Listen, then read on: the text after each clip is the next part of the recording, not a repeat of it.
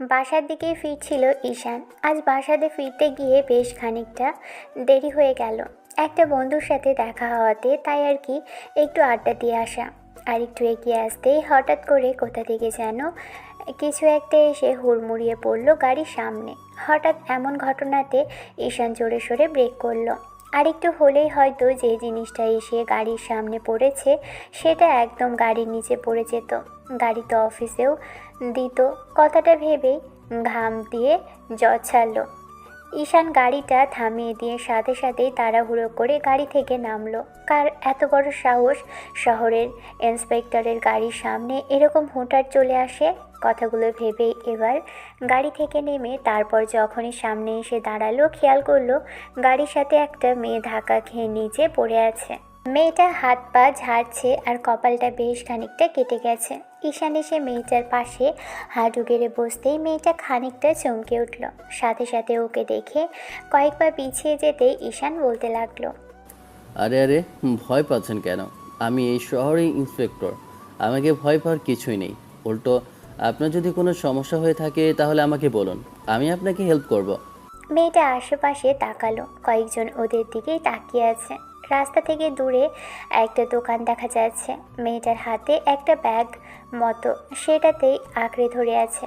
ঈশান আবারও যখনই প্রশ্ন করতে যাবে তার আগেই মেয়েটা তাড়াহুড়ো করে উঠে ব্যাগটা নিয়ে সেখান থেকে দৌড়ে পালিয়ে গেল। কি করলো কি হলো সেটাই ভাবতে লাগলো। তারপর একটা সময় মনে হতে লাগলো, আশ্চর্য তো, এইভাবে পালিয়ে গেল কেন? কোনো গণ্ডগোল কি আছে, নাকি কিছু দেখে ভয় পেয়েছে? যেভাবে দৌড়ে এসে কারোর সঙ্গে পড়েছিল তাতে তেমন কিছু মনে হলো, কিন্তু কোথাও থেকে কিছু চুরি করে পালালো না তো? ধ্যাত, এত চিন্তা করতে হয় না। আম্মু ঠিকই বলে, আইনের লোক হলে অতিরিক্ত আইনের কথা চিন্তা করে মানুষ। কোনো প্রমাণ ছাড়া যাকে তাকে তো আর অপরাধী ভাবতে পারবো না। যেটা হয়েছে হোক, কাল যদি কোনো অঘটন ঘটে তাহলে না হয় সেটা খোঁজ খবর পাবো। মেয়ে মানুষের পেছন পর্যন্ত দৌড়ানোটা মোটেও ঠিক হবে না। মেয়েটা কোথায় যেন মিলিয়ে গেল। ঈশান গাড়িতে উঠে তারপর আবারও বাসার দিকে যেতে লাগলো। বাসায় এসে কলিং বেল দিল।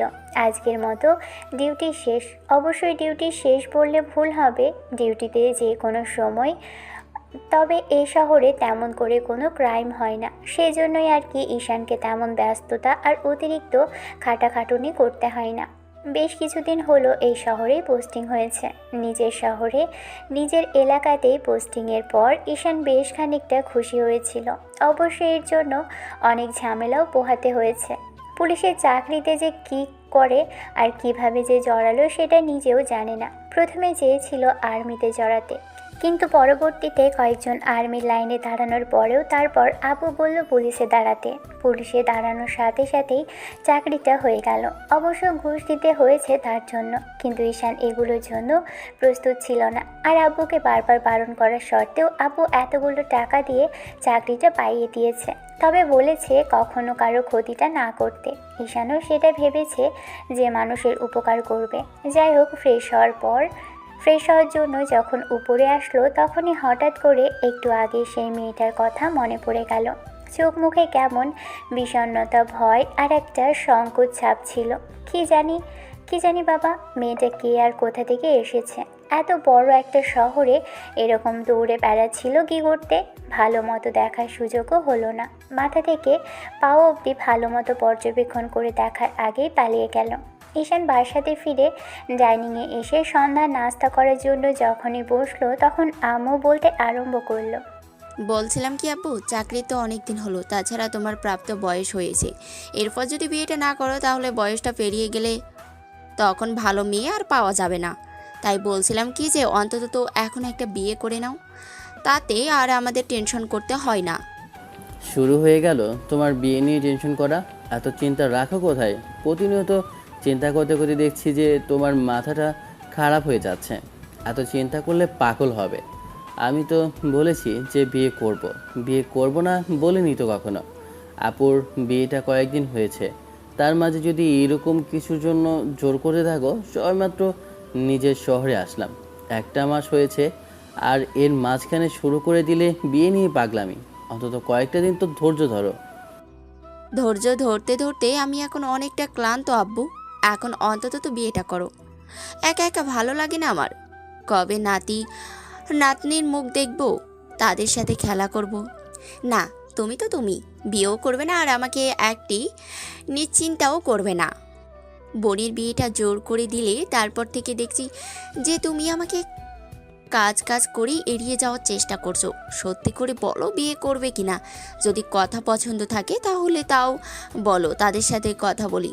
এমন তো নয় যে আমাদের অবস্থা এতটাও নিম্নমানের কিংবা খারাপ যার জন্য যে কোনো মেয়েকে দেখালে সে মেয়ের পরিবার তোমাকে মেয়ে দেবে না। আমার চাকরির কারণে প্রেম ভালোবাসায় জড়ানো হয়নি। আর একটু ধৈর্য ধরো, ভালো বউ হবে, খুব সুন্দর একটা বউ আনবো।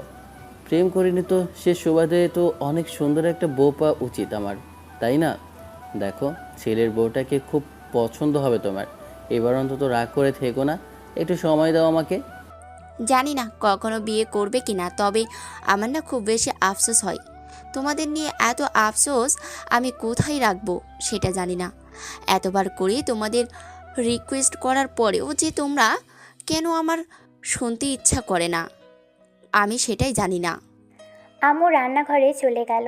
আম্মুকে খুশি করতে পারছে না, এটার জন্য খুব বেশি নিজেকে অসহায় লাগছে। কি করবে জানে না। তবে মেয়েকে পছন্দ হচ্ছে না। আশেপাশে যা দেখছে তাকে কেমন যেন নিজের দিক থেকে পছন্দ না, আর কেমন যেন মনে হচ্ছে তাই আর বিয়েটা করা হয়ে উঠছে না। যাক, অনেক চেষ্টা করা যখন মেয়ে পছন্দ হলো না, তখনই ঈশান এক প্রকার হাল ছেড়ে দিয়েছিল। আর আজকের দিনে যদি এরকম পছন্দ না হয় তাহলে কি করতে পারে? আম্মু তো ভেবেই রেখেছে আব্বুকে বলবে ঘটক ডেকে মেয়ে দেখতে, আরও খুব ভালো দেখে একটা মেয়ের পরিবারের সাথে আলাপ আলোচনা করতে। সেদিন রাতে খাওয়া দাওয়া করে তারপর একটু ঘুম দিল। পরদিন যথারীতি থানার উদ্দেশ্যে বেরিয়ে পড়ে। তারপর বেশ খানিকটা ডিউটি শেষ হতেই দুপুরের দিকে একটু শহরের বাইরের দিকে যাচ্ছিল। ঠিক তখনই মনে হলো চেনা পরিচিত মুখ, আগে কখনো দেখেছে।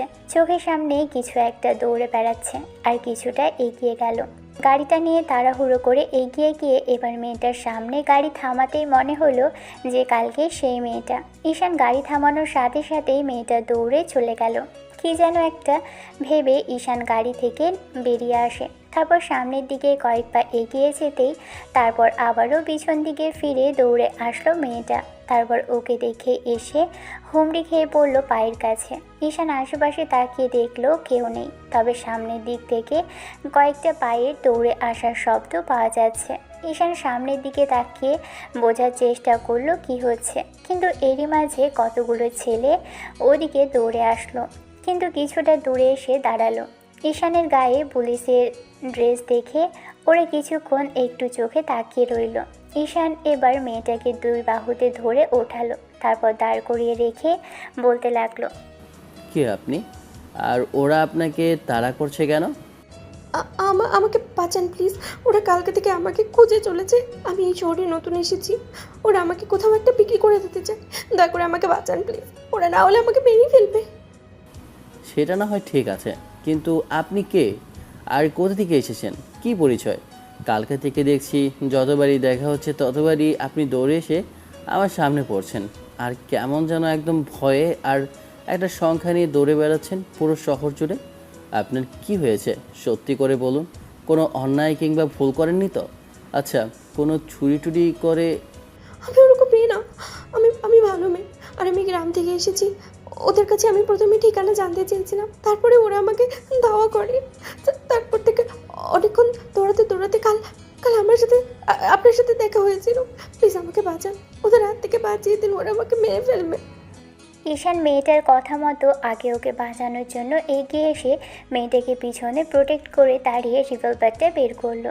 যখনই ছেলেগুলোর দিকে তাক করলো, সাথে সাথেই ছেলেগুলো দৌড়ে সেখান থেকে পালিয়ে গেল। ওরা বুঝতে পারলেও সামনে একজন পুলিশ অফিসার, তার উপর লোকটার হাতে রিভলভার। এমন কিছু দেখে ওরা পালিয়ে গেল। ঈশান মুখগুলো ভালোভাবে চিনে রাখলো, কারণ পরে এগুলোকে ধরে নেবে ঠিক। একবার যাদের মুখ দেখেছে তাদেরকে আর ভোলে না, বিশেষ করে অপরাধী হলে তো কোনো সম্ভাবনাই নেই। ঈশান মেয়েটার দিকে ফিরল। মেয়েটা ভয়ত চেহারা নিয়ে মাথা নিচু করে আছে। কালকেই সে ব্যাগটা জড়িয়ে ধরে রেখেছে। ঈশান তখন বলতে লাগলো, এবার সবটা সত্যি করে বলেন তো। যদি বাঁচতে চান কিংবা আমাকে সব সত্যিটা বলেন, তাহলে আমি আপনাকে সাহায্য করতে পারি। তবে ভয় পাবেন না, আমি একজন পুলিশের লোক। কালকে থেকে আপনার সাথে দুবার দেখা হলো, আর যতবার দেখা হলো ততবারই আপনি দৌড়ে বেড়াচ্ছেন। কালকে তো বলার সুযোগ পাননি, তবে আজকে বলছি, এই শহরটা খুব বেশি একটা ভালো না। যতটা শান্ত দেখছেন ততটাও শান্ত না। এই শহরের প্রত্যেকটা গলিতে গলিতে লোকে আছে শিয়াল কুকুর আর হায়নার দল, যারা মেয়েদেরকে থাবা মারার জন্য সবসময় ওত পেতে থাকে। এখন আমাকে সবটা নির্ভয়ে বলুন তো। মেয়েটা কোনো কথা বলছে না, ফুপিয়ে কেঁদে উঠল। ঈশান এবার ওকে একটা ধমক দিতে মেয়েটা থামলো না, উল্টো কেমন যেন নিস্তেজ হয়ে ঢলে পড়ে যেতে নিলে তখন ঈশানের ইচ্ছে না থাকা সত্ত্বেও জাপটে ধরে ফেলল। সাথে সাথে মেয়েটা ওর বুকের মধ্যে লুটিয়ে পড়ল।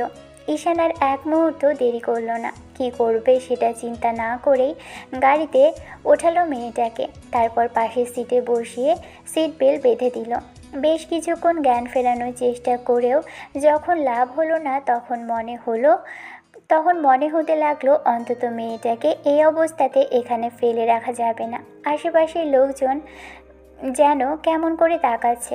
অন্যদিকে মেয়েটার কপালে কালকে সেই লেগে থাকা রক্তের কিছু দাগ লেগে আছে, হাত পায়েও কেমন ময়লা লেগে আছে। কোনো রকমে যেটুকু পরিষ্কার করতে পারলো তো করলো, তবে কপালে ব্যান্ডেজ করতে হবে বিষয়টা নিয়ে ভেবেই তাড়াহুড়ো করে ঈশান একটা হসপিটালে আসলো। সেখান থেকে মেয়েটাকে কোলে করে এবার একটা কেবিনে নিয়ে শোয়ালো। তখন একটা নার্স আর ডক্টর এগিয়ে আসে। ঈশান বলতে লাগলো মেয়েটাকে দেখার জন্য। ডক্টর এসে মেয়েটার কপালে ব্যান্ডেজ করে দিল। ঈশান মেয়েটাকে ভালো করে দেখতে বলতেই তখন লোকটা বলতে আরম্ভ করলো। গত কয়েকদিন যাবতই উনি না খাওয়ার ফলে শরীরটা খুবই দুর্বল। দেখেই বোঝা যাচ্ছে প্রচণ্ড পরিমাণে ভয় পেয়েছে, যার জন্য একদম ভয়ের কারণে সেন্সলেস হয়েছে। যাই হোক, জ্ঞান ফিরলেই কিছু খাইয়ে দিবেন, আর টেনশন কিংবা ডিপ্রেশনে যেতে দিবেন না, তাহলে সমস্যা আছে। ঠিকঠাক মতো খাবার দাবার খাওয়াবেন, তাহলেই দেখবেন ঠিক হয়ে যাবে। কথা বলে বলে চলে গেল। ঈশান কিছু একটা ভেবে বেশ কিছুক্ষণ তাকিয়ে রইল কী করবে এই মেয়েকে নিয়ে। তারপর যখন বলল গ্রাম থেকে এসেছে, একটা কাজের জন্য খোঁজ করছিল, কারো বাসায় যেতে চাইছিল, এই অবস্থায় ওকে ফেলে যাওয়াটা কি ঠিক হবে? মানবতা বলতে একটা কথা আছে। এসব কথাগুলো ভেবেই মেয়েটার দিকে কিছুক্ষণ চোখে তাকিয়ে রইল, কী করবে জানে না, তবে একে ফেলে যাওয়ার ইচ্ছেটা করছে না।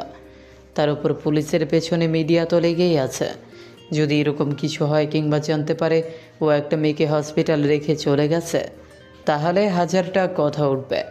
তার উপর মানবতা বলতেও একটা জিনিস আছে, যে মেয়েটাকে এত দূর থেকে টেনে এনে সাহায্যের জন্যই করলো, তারপর যদি এখানে রেখে চলে যায়, আবার হসপিটাল থেকে বেরোলেই যদি ছেলেগুলো ওকে ধরে, বিষয়টা ভেবেই কেমন টেনশন হতে লাগলো। কার কাছে রাখবে, কোথায় যাবে ভেবে পাচ্ছে না। তারপর মেয়েটার প্রতি এক প্রকার মায়া হচ্ছে, আগে কখনো দেখেছে বলে মনে হয় না। অসম্ভব রকমের সুন্দরী মেয়েটা, গ্রাম থেকে এসেছে সেটা পোশাক আশাকেই বোঝা যাচ্ছে, গ্রামের মেয়ে। ঈশান কিছু একটা ভেবেই পাশে বসে রইল। তার মাঝখানে একটা কল আসতেই ছেলেটার মনে হতে লাগলো এখান থেকে যাওয়া উচিত, কিন্তু মেয়েটাকে রেখে যাবে না, যাওয়ার সময় অন্তত ওকে সাথে করে নিয়ে যাবে। আগে বাসায় নিয়ে যাবে, তারপর না হয় সব কিছু জানার পর ওটার একটা ব্যবস্থা করা যাবে, সেটাই ঠিক হবে ভেবে এবার মেয়েটাকে আবারও কোলে উঠালো। মেয়েটা জ্ঞান ফিরলেই সবটা জানা যাবে।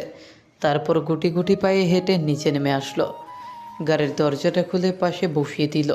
তারপর আর কি বাসার দিকে যেতে লাগলো। আর এসব যদি মিডিয়ার লোকজন দেখে তাহলে ঝামেলা হয়ে যাবে, তাই আর বেশি দেরি না করে বাসায় চলে আসে। তারপর কলিং বেল দিলে যখন বাসার দরজা খুললো, তখন আম্মু ছেলের কোলে একটা মেয়েকে দেখে বেশ খানিকটা অবাক হলে ওকে এমন করে দাঁড়িয়ে থাকতে দেখে অবাক চোখে কিছুক্ষণ তাকিয়ে রইল। ঈশান আম্মুকে উদ্দেশ্য করে বলতে লাগলো, জানি এই মুহূর্তে তোমার মনে হতে পারে একটা প্রশ্ন আর হাজারটা চিন্তাভাবনা আমাকে নিয়ে। আমি তোমার সব প্রশ্নের উত্তর দিব, তার আগে আমাকে একটা রুমে যেতে দাও, আমি ওকে নিয়ে শুয়ে দিই, তারপর না হয় তুমি তোমার যত প্রশ্ন আছে করো।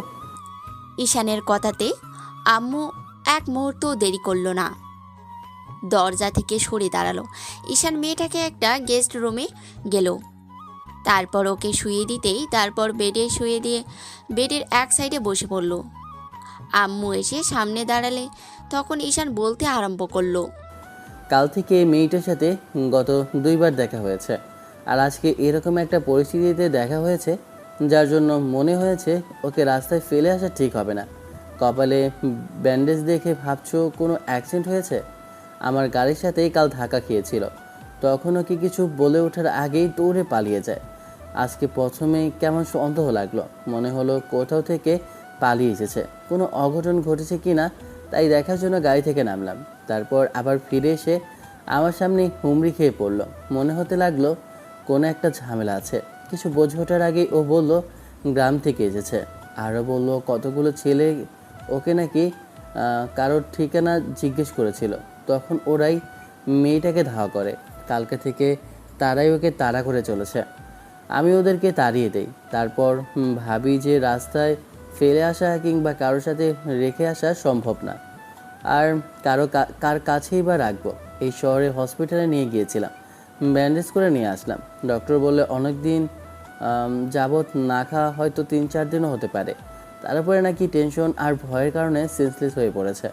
আম্মু, আমি বলছি কি যে মেয়েটার আগে জ্ঞান ফিরুক, ওকে জিজ্ঞেস করা যাবে কি হয়েছে, কোথা থেকে এসেছে, তারপর না হয় ওর ঠিকানা অনুযায়ী ওকে পৌঁছে দিব। প্লিজ কিছু মনে করো না, এই অবস্থায় আমি কি করব বুঝে উঠতে পারিনি, তাই ওকে বাসায় নিয়ে এসেছি। এর জন্য রাগ করো না প্লিজ। আম্মু খানিকটা হাসলো, তারপর হেসে ওর মাথায় হাত বুলিয়ে দিল আর বলতে আরম্ভ করলো। দূর বোকা ছেলে, রাগ করবো কেন? এতে রাগ করার কি আছে? একটা অসহায় মেয়েকে তুমি বাসায় এনেছো, ওকে বাঁচিয়েছো, এতে রাগ করার কি আছে? আর সবচেয়ে বড় বিষয় হচ্ছে যে অসহায়দের সাহায্য করতে হয়, তার মানে এই না যে ওকে রাস্তায় ফেলে আসবে। মেয়েটা গ্রাম থেকে এসেছে বলছো, আচ্ছা ঠিক আছে, তুমি থাকো, আমি দেখি ওর জ্ঞান ফেরে কি না। না না, এখন জব করার দরকার নেই, ওকে ইঞ্জেকশন পুশ করেছে, ঘুমাচ্ছে ঘুমাক, আর বাকি ডিউটিটা শেষ করে আসি, রাতে এসে সব শুনবো। ততক্ষণে আব্বু চলে আসবে, না হয় একসাথে শোনা যাবে, তারপর ওর একটা ব্যবস্থা করা যাবে। ঈশান এসে দুপুরে লাঞ্চটা করে তারপর বেরোনোর সময় আম্মুকে উদ্দেশ্য করে বলল। আম্মু, মেয়েটা যদি জ্ঞান ফেরে তাহলে ওকে খাবার খাইয়ে দিও, আসলে অনেক দিন যাবৎ না খেয়ে আছে, সেজন্য শরীর দুর্বল হয়ে গেছে। আর একটু দেখে রেখো কোথাও যেন চলে না যায়, পুলিশ হিসাবে আমারও একটা দায়িত্ব, তুমি আবার অন্য কিছু ভেবো না কিন্তু। আমি তো কিছু ভাবিনি, আর ভাবলে কি? মেয়েটা কিন্তু দেখতে সুন্দর আছে, ছেলের বউ হিসেবে আমার পছন্দ হয়েছে ওকে। আম্মু, তুমিও না, কোথাকার কোন মেয়ে ওকে আগে জানা দরকার, শোনা দরকার। মেয়েটা ভালো না খারাপ সেটা যায় না, আর তুমি কি না এরকম একটা কথা বলছো? আম্মুর সাথে কথা বলা শেষ করে ঈশান বাইরে যায়। তারপর বাকি ডিউটিটা শেষ করে যখন বাসায় ফিরে এসে দেখে আব্বু ডাইনিংয়ে বসে চা খাচ্ছে, ঈশান এবার রুমে যায়। ফ্রেশ হতেই মনে পড়ে মেয়েটার কথা, তাড়াহুড়ো করে নিজে এসে দেখে আম্মু রান্না করছে। তারপর আম্মুকে যখনই মেয়েটার কথা জিজ্ঞেস করতে যাবে তার আগেই আম্মু বলতে আরম্ভ করলো। কি ব্যাপার, এখানে কেন আব্বু? আর তুমি তো কখনো রান্না করে আসো না, তাহলে আজকে? আসলে বলছিলাম কি যে তুমি ওই মেয়েটার খেয়াল রেখেছো, ও কি আছে নাকি পালিয়ে গেছে? না না, ও বাসাতেই আছে, আর পালিয়ে যাবে কেন? মেয়েটার সাথে আমি কথা বলেছি, বেশ ভালো। তাছাড়া এমন কিছু করেনি যার জন্য ওকে বাসা থেকে তাড়িয়ে দিতে হবে। তোমার আব্বু এসে শুনলো যে একটা মেয়েকে তুমি বাসায় এনে তুলেছো, তখন জানতে চাইলেও কারণটা আমি বললাম মেয়েটার মুখ থেকেই শুনবো রাতে খাওয়া দাওয়ার পর। আম্মুর কথাতেই ঈশান ডাইনিংয়ে গিয়ে বসে আব্বুর সাথে কথা বলতে লাগলো। তারপর রাতে খাওয়া দাওয়ার সময় হলে অন্য মেয়েটাকে এনে ডাইনিংয়ে বসালো। আম্মু ওকে নিজ হাতে খাইয়ে দিল। মেয়েটা ভয় পাচ্ছিল, তখন আব্বু ওকে অভয় দিয়ে বলল। কোনো ভয় পেতে হবে না মামনি, আমি অতটা কঠোর নই। তাছাড়া আমার বাসাটা একসময় গ্রামে ছিল, গ্রাম থেকে উঠে এসে এখানে এত বড় বিজনেস, এত বড় পরিবার পরিচিতি করেছি। আমি অতটাও খারাপ নই যতটা তুমি ভাবছো। যদি তুমি বিপদে থাকো তাহলে আমি তোমাকে হেল্প করব। এখন খাবার খেয়ে নাও। আব্বুর কথা মতো এই মেয়েটা খেতে লাগলো। খাওয়া শেষ হতেই আম্মুকে নিয়ে ডাইনিংয়ে বসালো। তারপর বাকি কাজ সেরে এসে আব্বু আম্মু এক সাইডে বসলো, আর মেয়েটাকে সামনে রাখলেও ঈশান ডান সাইডে বসে আছে। এবার মেয়েটাকে ঈশান বলতে লাগলো, এখন সত্যি করে বলুন তো কি হয়েছিল, কি জন্য গ্রাম থেকে এখানে এসেছেন?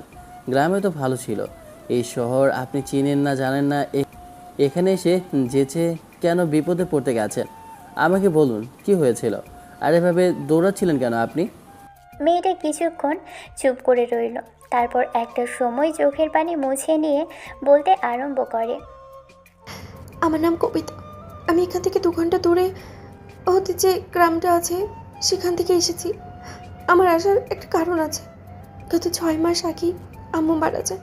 তারপর থেকে চাচার পরিবারের থেকেই দেখেছি, কিন্তু একবেলা খেয়ে একবেলা না খেয়ে থাকতে হয়েছে। আব্বু মারা গেছে ছোটোবেলাতেই। চাচার পরিবারের অভাব অনটন, তার উপরে চাচির মুখ ঝামটা আর হাজারটা বাজে কথা তো আছেই। চাচি এলাকার পুরো মাতব্বরের সাথে আমার বিয়ে ঠিক করে, তার বিনিময়ে তাকে অনেক টাকা নেয়। কিন্তু আমার কতগুলো বান্ধবী ছিল, ওরা আমাকে জানায় যে ওই লোকটার সাথে বিয়েটা না করে আমি যেন শহরে চলে আসি, কোনো একটা কাজের ব্যবস্থা করে সেখানেই থেকে যাই। কিছুই চিনি না, জানি না। বান্ধবীরা সাহায্য করেছিল কিছু টাকা দিয়ে, সেটা নিয়েই শহরে এসেছিলাম। তারপর একটা গার্মেন্টস চাকরির জন্য খোঁজ করতে থাকি, কিন্তু যখনই একটা ঠিকানা জিজ্ঞেস করি, ঠিক ওই ছেলেগুলোর কাছে গিয়ে জিজ্ঞেস করেছিলাম, ওইদিকে সব জিজ্ঞেস করার পর ওরা এসব শুনেই আমাকে ধাওয়া করে। আর তারপরে এরকম একটা বিপদে পড়লাম। আমি পালিয়ে যাওয়ার চেষ্টা করলে কাল আপনার সাথে দেখা হয়েছিল। তারপরে অনেক লুকিয়ে চুরিয়ে একটা বাসায় গিয়েছিলাম কাজের জন্য। যাবার পর দেখা হয় এক ভদ্রলোকের সাথে। লোকটা মাঝ বয়সী, তাকে সবটা বললে সে আমাকে সাহায্য করবে বলে, কিন্তু আর তারপরে ওই লোকটা আমার সাথে বাজে কিছু করার চেষ্টা করে। অনেক কষ্টে লোকটার মাথায় আঘাত করে আমি বাসা থেকে পালিয়ে আসি। আর তারপরেই কাল রাতে স্টেশনে অনেকটা লুকিয়েই ছিলাম, কিন্তু সকাল হতেই ওরা আবার আমাকে ধাওয়া করতে শুরু করে। যে জায়গায় যাচ্ছিলাম সেখান থেকেই ওরা আমাকে দেখে ফেলেছিল, আর ততবারই আমাকে বাজেভাবে ছোঁয়ার চেষ্টা করেছিল। আমি নিজেকে বাঁচতে বারবার দৌড়ে পালানোর চেষ্টা করছিলাম। গত 2 দিন ধরে আমি না খেয়ে আছি। গতকালকে কপালটা অমন করে কেটে গেছে। তারপর থেকেই বারবার মাথাটা কেমন চক্কর দিয়ে উঠছে, কিন্তু সম্মান বাঁচানোর জন্য এরকম করে দৌড়াতে হয়েছে। কি করব জানি না, কোথায় যাব জানি না। গ্রামে ফিরে গেলে ওই লোকটার সাথে আবার আমাকে বিয়ে দিবে। এই শহরের লোকগুলো কেউ ভালো না। এই লোকটাকে মানে আপনাদের ছেলের সাথে আমার কাল দেখা হয়েছে। উনি আমাকে কিছু জিজ্ঞেস করেছিল, কিন্তু ভয়ে আমি সেখান থেকে পালিয়ে যাই। আবার আজকে যখন দেখা হলো, তখন উনি আমাকে যখন দেখে তখন আমি জ্ঞান হারাই। তারপরে আর কিছু মনে নেই। আর জ্ঞান ফিরতেই দেখলাম আপনি আমার সামনে বসে আছেন। আর তারপরে আমি জানি না কোথায় যাব, কি করব। দয়া করে আমাকে এখান থেকে তাড়িয়ে দেবেন না প্লিজ। আমি সত্যি বলছি, আমি কোনো খারাপ মেয়ে নই, আমি বাজে কোনো মেয়ে নই। আমি গ্রাম থেকে এসেছি। আপনাদের যদি বিশ্বাস না হয়, আমি আমার বান্ধবীর নাম্বার দিয়েছি, ওকে ফোন করে দেখবেন, সবটা সত্যি। শিওর হওয়ার জন্য মেয়েটার থেকে ওর বান্ধবীর নাম্বার নিলেও ফোন দিল। কয়েকবার পাশ দিয়ে ওপাশ থেকে রিসিভ করে। ওপাশ থেকে বলতে লাগলো, হ্যালো, কে? আপনি কি মিস কবিতার বান্ধবী সোনিয়া? হ্যাঁ, কিন্তু আপনি কে? সেটা যেই হোক, আগে আপনি বলুন কবিতার সম্পর্কে কি জানেন, সত্যি করে বলুন।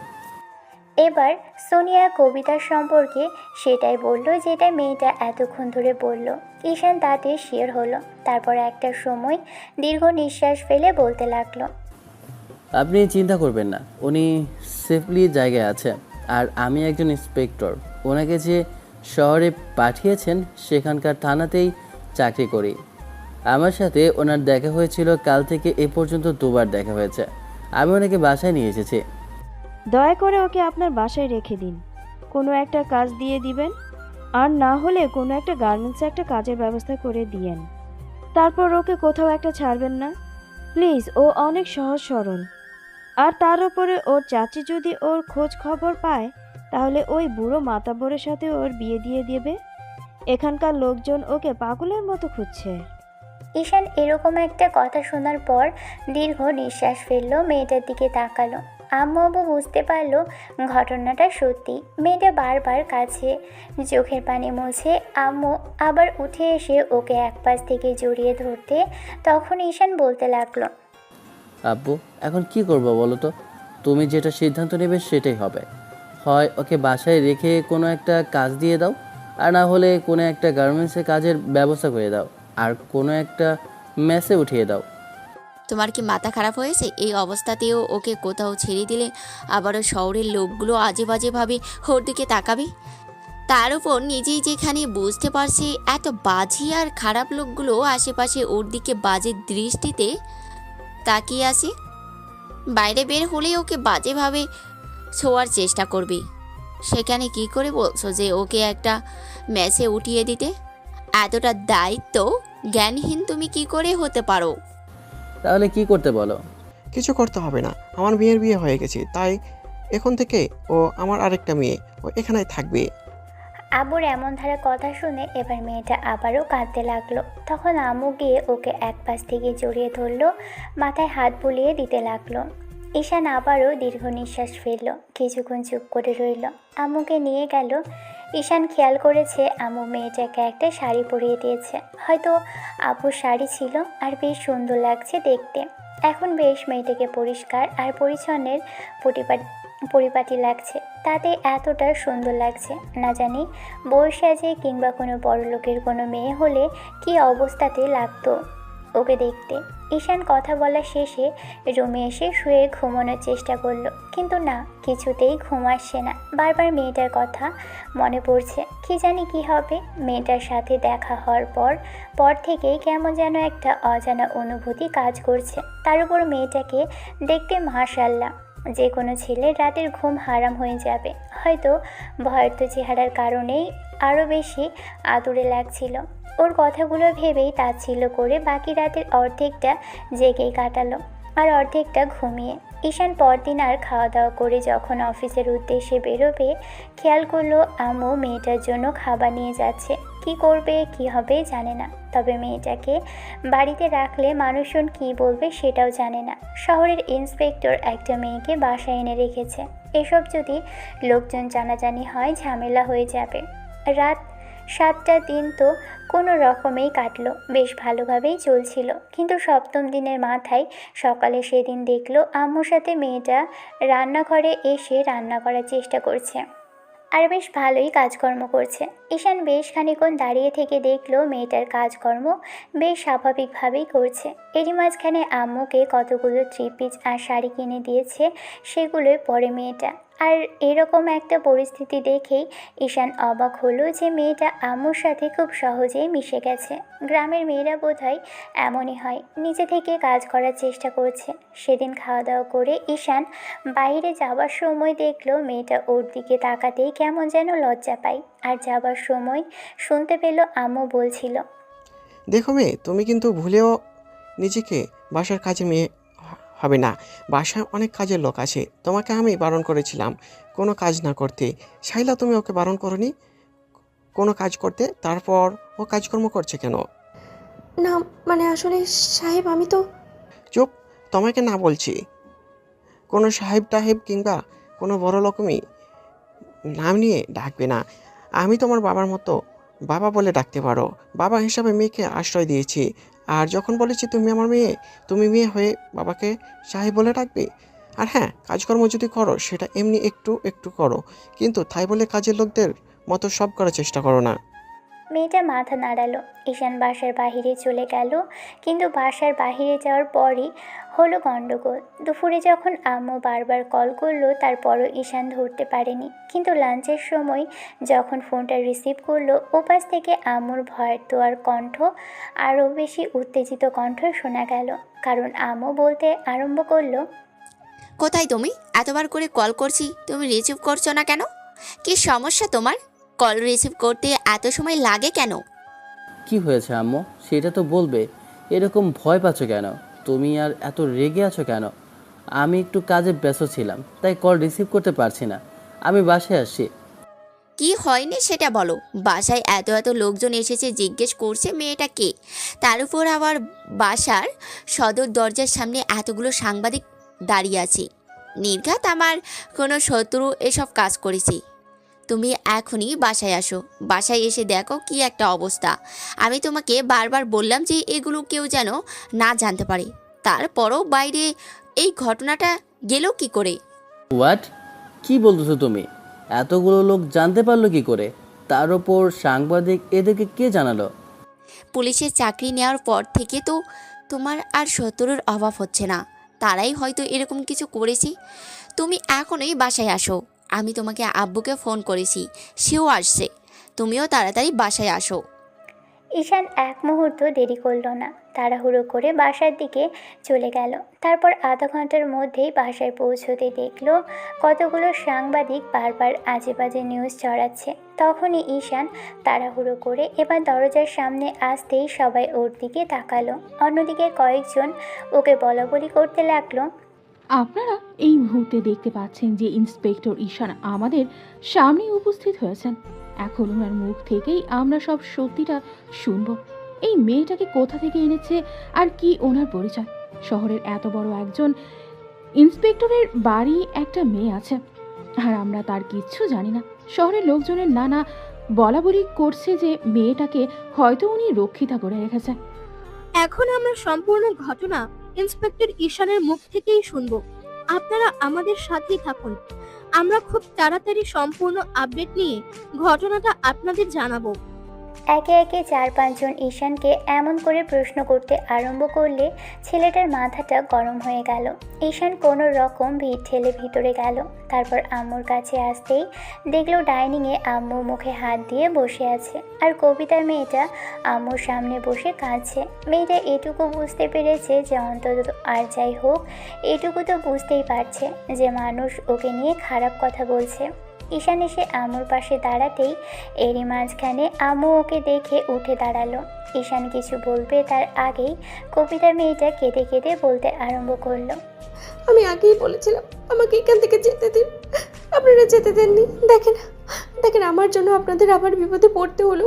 এত বড় একটা বিপদ আপনারা যে পড়লেন। আমাকে বাড়িতে রেখেই আপনাদের এত বড় ক্ষতি হলো।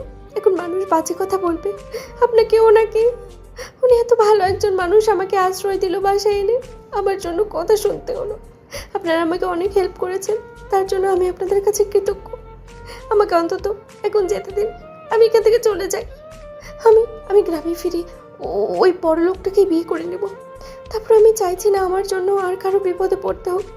ম্যাডাম দয়া করে আমাকে ছেড়ে দিন, আমি চলে যাব। আমি এখানে থাকবো না। আমার জন্য মানুষকে কথা শুনতে হবে, আমি সেটা চাইছি না। আপনার ছেলে আমাকে অনেক হেল্প করেছে, আর তার জন্যই ওনাকে এত কথা শুনতে হচ্ছে। আম্মুর মুখে কষ্ট, চোখে পানি টলমল করছে। এরই মাঝে ঈশান আম্মুর বিষয়টা বুঝতে পারল। মেয়েটাকে যে কয়েকটা দিনে বড্ড বেশি আপন করে রেখেছে।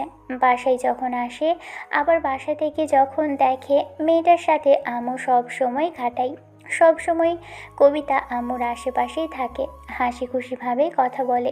ঈশান এবার মেয়েটাকে একটা জোরে সোরে ধমক দিল। তারপর আম্মু এসে ওকে শান্ত করার জন্য চেষ্টা করলেও বাইরের লোকজন আছে দেখে সেটা বলবে, তখনই ঈশান বলতে লাগলো। এই, কোথায় যাবেন আপনি? আর কোথায় যেতে চাইছেন? আপনার কি মাথা খারাপ হয়ে গেছে? এখান থেকে বের হলে আপনি জানেন ওরা আপনাকে কি কি প্রশ্ন করবে? ভেতরে থেকে যে প্রশ্নের সম্মুখীন হচ্ছেন, বাইরে গেলে তার থেকে বাজে প্রশ্নের সম্মুখীন হবেন। জানেন আপনি ওরা কি বলেছে? আপনাকে নাকি আমি রক্ষিতা করে রেখেছি। এইসব কথা আপনি সহ্য করতে পারবেন? আর যখন বলবে যে আপনাকে আমি টাকা দিয়ে কিনে রেখেছি আমার রক্ষিতা হিসেবে, তখন আপনার কেমন মনে হবে? শুনতে পারবেন তো এসব কথা? একজন নয়, 1000 জন প্রশ্ন করবে। রাস্তার শিয়াল কুকুরগুলো ছিঁড়ে খেতে চাইবে আপনাকে। কি করে নিজেকে বাঁচাবেন বলুন? আর একটা কথা না বলে চুপচাপ বসে থাকুন, আমি দেখছি কি করা যায়। কি করবে তুমি? এত বাজে কথা বলছি লোকজন তোমাকে। আমি কি বলবো জানি না। তোমার আব্বুকে আসতে বলেছিলাম, সেও আসছে না। সমস্যা যেহেতু আমার জন্য হয়েছে, তাহলে সমাধানটা আমিই করব। আম্মু, আজকে আমি যদি কোনো সিদ্ধান্ত নেই সেটাতে তুমি বারণ করবে না তো? মানে আমি এমন কোনো সিদ্ধান্ত নিলাম সেটাতে তোমার মন খারাপ হবে না তো? সত্যি করে বলো তো আম্মু। কি করতে চাইছো তুমি? সত্যি করে বলো তো। তোমার হাব ভাব আমার ভালো ঠেকছে না। ওকে কিন্তু বাসা থেকে বের করে দিবে না তুমি। আমি কিন্তু বলছি যে তুমি ওকে কোথাও নিয়ে যাবে না। আমি ওকে কোথাও নিয়ে যেতে দেব না বলছি। ওনাকে যেন এখান থেকে যেতে না হয়, আর আমাকেও ওনাকে তাড়াতে না হয়, তাই করছি। চুপচাপ শুধু দেখে যাও আমি কি করি, আর যা বলি সেটাতে শুধু হ্যাঁ বলে যাবে, কোনো কথা বলবে না তুমি। তারপর যদি মনে হয় ভুল করেছি তাহলে সেই জন্য শাস্তি দিবে, আর যদি মনে হয় যে ভালো কাজ করেছি তার জন্য যা খুশি তাই বলতে পারো। কথাটা বলেই ঈশান কবিতার সামনে এসে দাঁড়ালো। মেয়েটার দিকে মুখ তুলে অজান্তে ঈশান ওর একটা হাত শক্ত করে ধরল। কবিতার একটা হাতের মুঠোয় নিয়ে ওকে টেনে দাঁড় করালো। আম্মু কিছু বলবে তার আগে ঈশান টানতে টানতে ওকে দরজার সামনে আনলো। তারপর দরজাটা নিজে থেকে খুলে দিল আর দরজার বাহিরে এসে দাঁড়ালো, আর সবাইকে হাতের ইশারায় থামিয়ে দিয়ে বলতে লাগলো, বলুন কি জানতে চান আপনারা, আর কি জন্য এখানে এসেছেন? কি আপনাদেরকে খোঁজ খবর দিয়েছে সেটা আমি জানি না, তবে আমি খুব ভালো করেই বুঝতে পারছি আমার কোনো খুব কাছের বন্ধু আপনাদের এখানে পাঠিয়েছে, তাই না? আমার সম্মান নষ্ট করার জন্য আমি একটা কথা স্পষ্টভাবে বলে দিচ্ছি, আমার সম্মান নষ্টের জন্য আপনারা যা করছেন এর ফল আপনাদের সবাইকে ভোগ করতে হবে। আর আজকে যদি সত্যিটা জানার পরে আপনাদের মুখে কথা না থাকে তাহলে আপনাদের কি অবস্থা হবে একটাবার ভাবুন। শহরের সবাই এবং দেশের অনেকেই জানতে চায় যে আপনি এই মেয়েটাকে কোথা থেকে এনেছেন আর কিভাবে এনেছেন। অন্তত এখন চুপ করে থাকবেন না ইন্সপেক্টর ঈশান। আপনার দিকে সবাই তাকিয়ে আছে। পুরো শহরের মানুষ আপনার এই কথাটা শোনার জন্য অপেক্ষা করে আছে। সত্যি করে বলুন, মেয়েটা কে? জানতে চান উনি কে? আর জানার পর তো আর কোনো প্রশ্ন করবেন না। যদি না করেন তাহলে আমি সত্যিটাই বলবো, আর যদি সেটাই করার থাকে তাহলে আপনার যা খুশি করতে পারেন, কিন্তু কিভাবে করেছি, কেন করেছি এসব আমি ডিটেলসে বলতে পারবো না, কারণ আমি পুলিশের লোক। আমার কাজ অপরাধের বিরুদ্ধে কাজ করা, কিন্তু আপনাদের কৈফিয়ত দেওয়া আমার কোনো কাজ না। যেটা হয়েছে সেটার জন্য আমি আসলেই খুব টেনশনে ছিলাম, তাই কাউকে জানাতে পারিনি। তাই যেটা হয়েছে সেটা বলবো আপনাদের। কি হয়েছে সেটা তো বলুন। আপনার এরকম এলোমেলো অগোছালো কথাতে কিন্তু মানুষ বিভ্রান্ত হচ্ছে। তাছাড়া আপনার বাবারও একটা সম্মান আছে। ইন্সপেক্টর হিসেবে আপনার একটা দায়িত্ব আছে। সবাইকে সত্যিটা বলো। এখন বলুন কি হয়েছিল। ঈশান কবিতার হাত ধরে রেখেছিল। মেয়েটাকে একটা হ্যাঁচকা টান দিল। কবিতা এসেই ঈশানের বুকের সাথে বাড়ি খেলো। সাথে সাথে ঈশান কবিতাকে বুকের সাথে এক হাতে জড়িয়ে ধরে আরেক হাত মাথায় রেখে বলতে আরম্ভ করলো, ওর সাথে আমার সেই সম্পর্ক, যে সম্পর্ক একটা স্বামীর সাথে একজন ওয়াইফের হয়, ওকে আমি সেভাবেই এই বাড়িতে এনেছি। যেভাবে একজন স্বামী তার স্ত্রীকে আনে, ওর সাথে আমার সেটাই হয়েছে, যেটা বিয়ের পর একজন স্বামীর সাথে একজন স্ত্রী হয়। আর হ্যাঁ, এটা জানানোর সময় ছিল না। গ্রামে যাওয়ার পর ওর সাথে আমার দেখা হয়, সেখান থেকে এই কথা। তারপর আস্তে আস্তে প্রেম ভালোবাসা। আর ওর পরিস্থিতি এতটাই খারাপ ছিল যে ওকে সেদিনই বিয়ে করে বাসায় ফিরতে হয়। তারপরেই ওকে আমি বাসায় নিয়ে আসি, কিন্তু বড় অনুষ্ঠান করে কিংবা রিসিপশন করা হয়নি বলে আপনারা জানতে পারেননি। তার জন্য কে বা কারা আপনাদের এরকম বাজে কথা বলল, আর আপনারা আমার ওয়াইফ সম্পর্কে এরকম আজে বাজে কথা বলতে আরম্ভ করলেন না। আমার ওয়াইফ আপনাদের এসব আজে বাজে কথার কারণে কষ্ট পেয়েছে, কাঁদছে। সব আপনাদের জন্য হয়েছে। আমার ওয়াইফের যদি শরীরটা আবার খারাপ করে না, তার জন্য আপনারা দায়ী থাকবেন। আমি আপনাদের কাউকে ছাড়বো না, বলে রাখলাম। এমনিতেই মেয়েটা অসুস্থ, টেনশনে আমার অবস্থা খারাপ, আর আপনারা তারপরও একের পর এক আজে বাজে কথা বলেই যাচ্ছেন। সবাই অবাক হয়ে তাকিয়ে রইল। আম্মু কিছু বলতে যাবে তার আগেই ঈশানের কথাটা মনে পড়ল যে ও যদি কোনো সিদ্ধান্ত নেয় সেটাতে যেন সবার সামনে না সুযোগ উত্তর না দেয়। কথাগুলো ভেবেই আম্মু আর সেটাই বলল যেটা ঈশান বলল। সব শোনার পর সাংবাদিকরা এবার পজিটিভ নিউজগুলো ছাড়তে লাগলো। তখন ঈশান বলতে লাগলো, আপনাদের উত্তর পেয়েছেন আমার ওয়াইফকে নিয়ে, এখন আমি যেতে পারি। আর হ্যাঁ, আরেকটা বাজে কথা, যদি আমি কোনো নিউজ কিংবা হেডলাইনে দেখেছি তাহলে আপনাদের কি অবস্থা করব আমি সেটা খুব ভালো করে জানি। আপনাদের মতো কিছু হলুদ সাংবাদিকদের কি করে সোজা করতে হয় সেটা আমার খুব ভালো করে জানা আছে। আমি শহরে আসতে পারিনি আর আপনারা শুরু করে দিয়েছেন, তাই তো? এসব আলবাল ঝোল সংবাদ না ছাপিয়ে যেটা কাজের সেটা করুন। অনেক সংবাদ আছে যেগুলো করলে মানুষের সুবিধা হবে, মানুষের উপকারে আসবে। সেটা না করে সব যোগাযোগ নিউজ করবেন না। আর হ্যাঁ, এরপর থেকে যদি কোনো অসহায় কিংবা অজানা আর লোকজনদের সম্পর্কে আজে বাজে এইসব চিন্তা চেতনা করেন, তাহলে সেটার জন্য আমি আপনাদের বিরুদ্ধে অ্যাকশন নিব।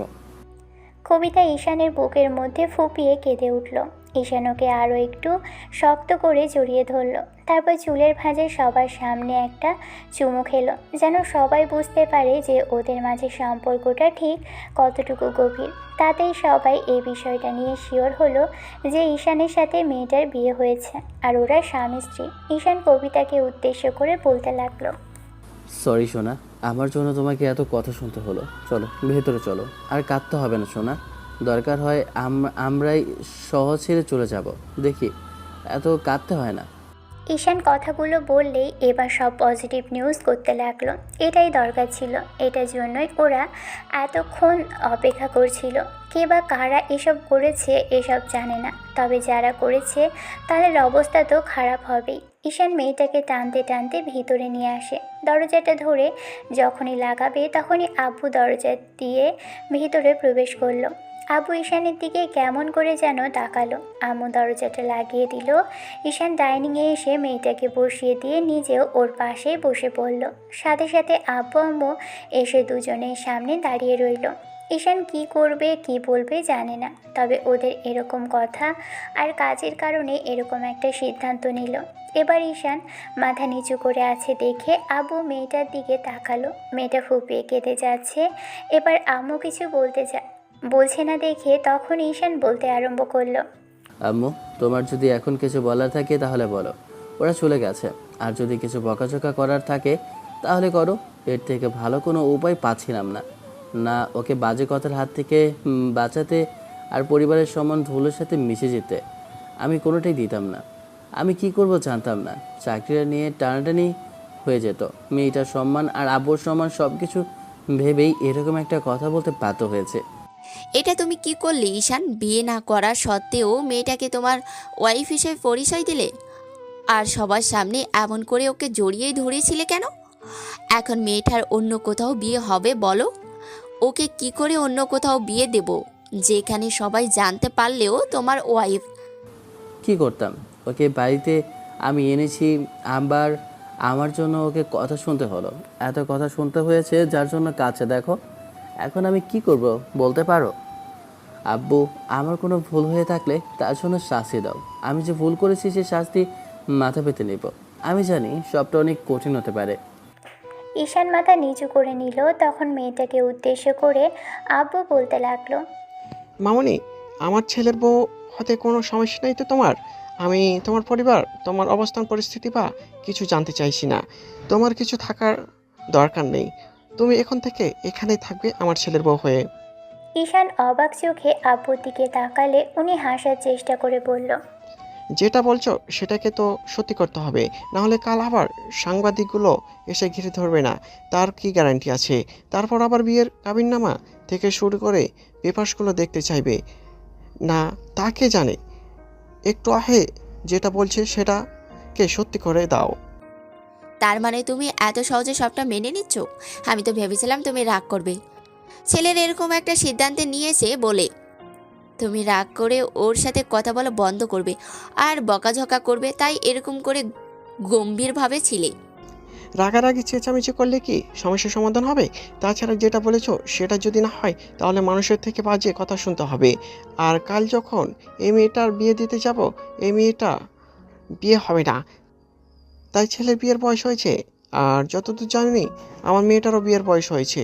তাই আমি চাইছি মেয়েটাকে আমার ছেলের কাছে রেখে দিতে। তবে শোনো, তুমি যেটা বলছো সেটা তোমাকে প্রমাণ দিতে হবে। তুমি ওকে ভালো রাখার চেষ্টা করবে, আর হ্যাঁ, দায়িত্ব ভেবে বিয়ে করবে, কিংবা সবার কথার হাত থেকে বাঁচানোর জন্য নিজের এমন করে পরিচয় করালে ওকে তো ভাবলে চলবে না। ওকে ওর প্রাপ্য অধিকার দিতে হবে। আমি চাই তুমি ওকে মেনে নেবে। যেমন করে বাসায় এনেছো ঠিক তেমন করে ওকে বাসাতে রেখে দিবে। আর বাসার সম্মান রক্ষার্থে যেহেতু এরকম করেছো, তাই বিয়েটাও নিজের ইচ্ছাই করবে। এখন বলো, কাজী ডাকবো নাকি ম্যাজিস্ট্রেট রেজিস্ট্রি অফিসে যাবে? ঈশান আব্বুর দিকে তাকালো। আম্মু মুচকে হাসলো, এসে ছেলের মাথায় হাত বুলিয়ে দিল। এবার আব্বু গিয়ে কবিতার মাথায় কিছুক্ষণ হাত বোলালো। তারপর ঈশান কিছু একটা ভেবে বলতে লাগলো, আমি আমার বন্ধুদের ফোন করে দিয়েছি, ওরা কাজে নিয়ে আসবে, কিন্তু ওনাকে জিজ্ঞেস করে দেখো উনি আমাকে বিয়ে করতে রাজি কিনা। কবিতা, আমি তোর কাছে এই প্রথমবার কিছু চাইবো। তুই আমার মেয়ে হয়ে থাকবি না বল? এই আম্মুকে ছেড়ে কোথায় যাবি বল না? তুই আমার ছেলের বউ হবি না? মেয়েটা কাঁদছে, কোনো কথা বলছে না। আম্মু অনেকক্ষণ জিজ্ঞেস করলে ছেলেটা আম্মুকে জড়িয়ে ধরে বসে রইল। তারপর ঘণ্টাখানেকের মধ্যে ঈশানের বোন আর বন্ধুরা, পুলিশের কয়েকজন কর্মকর্তা আসলো, বিয়ের কাজটা সম্পন্ন করলো। তবুও পুলিশের বড় উদ্যতন কর্মকর্তারা ঈশান আশ্বস্ত করলো যে এই বিষয়টা নিয়ে আর কোনো ঝামেলা হবে না, ওনারা সবটা দেখে নেবে। তবে ওদেরও বলে দিল সামনে যেন একটা রিসেপশনের অনুষ্ঠান করে সবাইকে বিষয়টা জানাই। ঈশানও সেটাতে সায় দিল। ঈশানের বোন তো ভাইয়ের বউ অর্থাৎ ভাবিকে পেয়ে প্রচণ্ড পরিমাণে খুশি, আর এত মিষ্টি একটা ভাবি পেয়েছে যার জন্য ভাইয়ের উপর রাগ করে থাকতেই পারল না। অন্যদিকে ঈশান ভেবেছিল বোনটা প্রচণ্ড পরিমাণে রাগ করবে, তাই ওর সাথে কথা বলবে না। কিন্তু বিয়ের কথা জানার পর আর সবটা শুনেই আর কোনো রিয়্যাক্ট করেনি। তাই বিয়ে করেছে তাতেই প্রচণ্ড পরিমাণে খুশি হয়েছে বোনটা। উল্টো বাসাতে এসে কলেজ পার্লারের আর্টিস্টদের কল করেছে, বউ সাজিয়েছে, আবার নিজেই শপিং করতে গিয়েছিল। ওই ঘণ্টাখানেকের মধ্যেই যা করা যায় আর কি, একমাত্র ভাইয়ের বউ বলে কথা। আবার পরে রিসেপশনের অনুষ্ঠান করবে সেটা ভেবেই তাড়াহুড়ো করে যেটুকু করা যায় করলো। যাই হোক, বাসাতে সবার খাওয়া দাওয়ার ব্যবস্থা করা হয়েছিল। সন্ধ্যার মধ্যে সবাই খাওয়া দাওয়া করে চলে গেল। ঈশান বিয়ে শেষ হতে এসে বোনকে আলতো করে জড়িয়ে ধরতেই বোনকে জড়িয়ে ধরে বলতে লাগলো, জানিস ভাই, আম্মু প্রতিনিয়ত কল করে আফসোস করতো, কান্নাকাটি পর্যন্ত করেছে। তুই বিয়ে করছিস না, কিন্তু হঠাৎ করে এরকম একটা মিষ্টি ভাবি এনে দিবি আমার জন্য, আমি ভাবতেও পারিনি। আমি অনেক হ্যাপি জানিস, আমার ভাবি এত সুন্দর হয়েছে। তুই খুশি হয়েছিস আপু? অনেক অনেক খুশি হয়েছে। আমি ভাবতেই পারিনি যে তুই হঠাৎ করে এমন করে বিয়ের কথা বলবি। আমি তো শুনে অবাক হয়েছিলাম, রাগ করবো কি এতদিন বাদে তুই বিয়ে করছিস সেটা ভেবেই আসলাম দেখতে। আর এসে যখন ভাবিকে এত পছন্দ হলো তখন আর কি করে রাগ করি বল? ঈশান বোনের মাথায় চুমু দিল। অন্যদিকে কবিতাকে আম্মু নিজ হাতে খাইয়ে দিয়ে রুমে বসিয়ে দিয়ে এসেছে। ঈশান আব্বু আম্মুর সাথে কথা বলে নিজের রুমে আসলো। জানে না কি করবে, এই মেয়েটাকে কিভাবে কি বলবে। আর ঈশান যে সম্মান আর কথার হাত থেকে বাঁচাতে ওকে বিয়েটা করেছে, কিন্তু মেয়েটা কি ওর সাথে মানিয়ে নিতে পারবে সেটা নিয়েই ভাবছে। মেয়েটার বয়সটা ঈশানের থেকে বেশি। বিয়ের সময় দেখলো ওর থেকে গুণে গুণে পুরো 1.5 বছরের সিনিয়র মেয়েটা, আর ও কিনা জুনিয়র। কিন্তু মেয়েটার কাজে কর্মে আর ব্যবহার আচরণে বোঝা যায় না। আপনি করেই বলে সব সময়। ঈশান নিজেও আপনি করেই বলে। ঈশানের সে সময়ের কথাটা মনে হয়েছে যে সময় সাংবাদিকগুলোর সামনে মেয়েটাকে বুকের সাথে জড়িয়ে ধরেছিল। ঈশান খেয়াল করেছিল ওর বুকে ধুকপুকানি বেড়ে গিয়েছিল। কবিতার গরম নিঃশ্বাসটা ঈশানের বুকে আছড়ে পড়ছিল। আর যখন ওর মাথার চুলের ভাঁজে চুমু খেলো তখন মনে হচ্ছিল একটা মেয়েলি স্মেল ওকে পাগল করে দিচ্ছিল। ঈশান দরজা ঠেলে ভিতরে ঢুকতেই দেখলো মেয়েটা বিছানায় বসে আছে। এগিয়ে আসলো ছেলেটা। তারপর যখনই ওর সামনে এসে দাঁড়ায় তখনই কবিতা নেমে আসে। তারপর ঈশানের পায়ে হাত দিয়ে সালাম করতে গেলে ছেলেটা উঠে ওকে বিছানায় বসালো। তারপর ওর পাশে বসলো। কিছুক্ষণ চুপ করে রইল। ঈশান কবিতার একটা হাত ধরতেই মেয়েটা কেমন যেন চমকে উঠল। তখনই ঈশান কবিতার হাতের উপর হাত দিয়ে আঘাত করে আশ্বস্ত করলো, ভয় নেই কবিতা, আমি তোমাকে জোর করব না। আর আমি অতটা খারাপ নই তুমি যতটা ভাবছো। তোমার যখন ইচ্ছে, তোমার যখন মনে হবে তুমি মানতে পেরেছো আমার সাথে, তখন আমি আর তোমার ডাকে সাড়া দিব, তোমার কাছে আসবো। কিন্তু তার আগে না। তোমাকে বিয়ে করেছি বলে যে তোমার উপর ঝাঁপিয়ে পড়বো সেটা নয়। আমি দায়িত্ব নিয়ে তোমাকে বাসায় এনেছিলাম, আবার দায়িত্ব নিয়ে তোমার সম্মান বাঁচানোর জন্য বিয়েটা করলাম। এটা ভেবো না যে আমি তোমাকে দয়া করছি। তবে আমি জানতাম এখান থেকে তোমাকে অন্য কোথাও পাঠালে কিংবা তোমাকে তাড়িয়ে দিলে আব্বু আম্মু এসব সহ্য করতে পারতো না। তাই আমি এরকম একটা কাজ করেছি। এখন অন্তত এটা বলো না যে তোমাকে দয়া করেছে, প্লিজ আমাকে সময় দাও। আমি তোমার সাথে মানিয়ে নেওয়ার চেষ্টা করব। হয়তো একটু সময় লাগবে, আর সময়টা তুমিও পাবে। তাই অন্তত এমন কিছু করো না, এমন কিছু বলো না যার জন্য আমার খারাপ লাগে। আমি ভাবতেও পারছি না যে আপনি আমার মতো একটা অসহায় মেয়েকে বিয়ে করলেন। কেন করলেন আমায় বিয়ে? আপনাকে নিয়ে সবাই বাজে কথা বলবে, তার উপরে হাজারটা কথা শুনতে হবে আপনাকে। আপনি কেন আমার মতো একটা গরিব ঘরের একটা এতিম মেয়েকে বিয়ে করলেন? আমার তো কিছু নেই, আপনি কিছু পাবেনও না আমাকে বিয়ে করে। ঈশান ফিক করে হেসে ফেলল। মেয়েটা অসহায় কণ্ঠে কথা বলছে। ঈশানের মায়া হলো, কবিতার মুখের পাশে হাত রাখলো, তারপর বলতে আরম্ভ করলো। বোকা মেয়ে, বিয়ে কি মানুষ লাভের আশায় করে নাকি নাকি কিছু পাওয়ার জন্য করে? আর যারা পাওয়ার জন্য করে তারা তো বিয়ে করে না, তারা মেয়েটাকে ঘরবন্দি করে রাখার জন্য নিজের কাছে জানে। এসব কথা যেন আর কখনো না শুনি। আর হ্যাঁ, কাল সকালে যেন না দেখি আম্মুর সাথে আবার রান্নাঘরে চলে গেছো। আম্মু ভালো লাগে তাই রান্না করে, একা একা বাড়িতে বসে থাকে, অন্য কোনো কাজ নেই তাই করে। বাসার কাজের লোকগুলোই বাকি কাজ করে। তুমি আম্মুর মেয়ে, আর সেটাই হওয়ারই চেষ্টা করো। যদি খুব বেশি ইচ্ছা হয় শুধু রান্নাটা করবে, এর বাইরে যেন কিছু করতে না দেখি। আমি জানি না জীবনে কি ভালো কাজ করেছিলাম যে আপনার মতো একটা মানুষের সাথে আমার দেখা হয়েছে। আমার কাছে সব কিছু স্বপ্নের মতোই মনে হচ্ছে। মনে হচ্ছে কালই সব মিথ্যে হয়ে যাবে। আমার এত বড় আশা করাটা অন্যায়, আমি সেটা জানি। তারপরেও আমি চাইবো যেন এই স্বপ্নটা মিথ্যে না হয়ে যায়। আমি চেষ্টা করবো আপনার সাথে সারা জীবন থাকার। আমাকে একটু জায়গা দিয়েন আপনার বাসাতে। আমি কখনো আপনাকে অভিযোগ করার সুযোগ দেব না। আমি শুধু আপনার পরিবারের একটা কোণায় থেকে যেতে চাই। কোনো ভালো কাজ করার প্রতিদান হিসেবে ওপরওয়ালা এরকম কিছু দেয়নি। তোমার প্রাপ্য ছিল এটা, তাই পেয়েছ। না হলে কোথা থেকে কোথায় আসলে? আর এক সপ্তাহের মধ্যে দুজনের দেখা, আবার কথা বলা, এসবের মধ্যেই তুমি আমার এত কাছে আসতে পারতে না। আজকে হঠাৎ করে বলে দিলাম আমাদের বিয়ে হয়েছে। আর তুমি এটা ভেবো না যে তোমাকে আমার পছন্দ না। প্রথম যেদিন তোমাকে দেখেছিলাম সেদিনই তোমাকে দেখার পর ভালো লেগেছিল কবিতা, কিন্তু কখনো প্রকাশ করা হয়নি। ভাবিনি যে এরকম করে তোমাকে সবার সামনে নিজের ওয়াইফ দাবি করে বসবো। আর সবার সামনে এসব বলতেই আব্বু আম্মু সবটা মেনে নেবে। বাসার সবাই খুশি আছে, এমন কিছু করো না যার জন্য সবার খুশিটা মাটি হয়ে যায়। কবিতা মাথা নেড়ে হ্যাঁ সূচক উত্তর দিল। ঈশান কবিতার মুখের দিকে কয়েক মুহূর্ত তাকিয়ে থেকে একটু মিষ্টি করে হেসে বলতে লাগলো। অনেক কান্নাকাটি করেছো, এখন ঘুমিয়ে পড়ো। নাকি এগুলো পরে ঘুমাতে পারবে না? তাহলে ওয়ার্ডরোবে দেখো, তোমার জন্য শাড়ি রাখা আছে, তোমার পছন্দের থ্রি পিসও আছে। যেটা পছন্দ সেটা পরে শুয়ে পড়ো। আর আপনি? আপনি না, তুমি। আমি এখান থেকে কোথাও যাচ্ছি না, তোমার পাশেই শোবো। কিন্তু ভয় নেই, আমি তোমাকে টাচ করবো না কবিতা। কবিতা বেড থেকে নেমে গেল, তারপর শাড়িটা খুলে এসে একটা গোলাপি কালারের শাড়ি পরে আসলো। ঈশান খেয়াল করলো এমন হালকা আর সুন্দর শাড়িটাতে মেয়েটাকে অসম্ভব রকমের হট লাগছে। কিন্তু এই অবস্থাতে মেয়েটার কাছে আসা যাবে না, কিংবা ওকে স্পর্শও করা যাবে না। তাতে মেয়েটা বাজে কিছু ভাববে, মনে করবে যে ওকে সুন্দরী বলে বিয়েটা করেছে। ওর মনের উপর যেন কোনো বাজে প্রভাব না পড়ে, সেজন্য ঈশান চাইছে ওকে সময় দিতে। যাই হোক, মেয়েটা এসে পাশে শুতেই খেয়াল করলো ঈশান উল্টো দিক থেকে ফিরে এসেছে, মাঝখানে একটা কোল বালিশ। কবিতা অবাক হলো ছেলেটার এরকম কর্মকাণ্ডে। অনেক রাত অবধি কবিতা ঘুমোতে পারেনি। অন্যদিকে মাঝরাতে ঈশানের ঘুম ভাঙতেই খেয়াল করে দেখলো কবিতা মোনাজাতে হাত তুলে কান্নাকাটি করছে আর কি যেন বলছে।